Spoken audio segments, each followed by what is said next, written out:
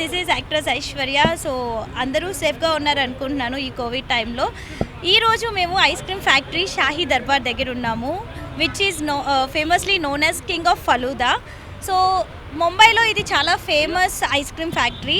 ఇక్కడ మన హైదరాబాద్లో ఈ సమ్మర్ సీజన్లో పెట్టడం చాలా హ్యాపీగా ఉంది, ఎందుకంటే different kind of starters, ice creams and kulfis, especially falooda. So ఇన్ని వెరైటీస్ మేము ఆల్రెడీ లోపలికి వెళ్ళి చూసి వచ్చాము, టేస్ట్ చేసాము, చాలా ఉన్నాయి అన్నీ.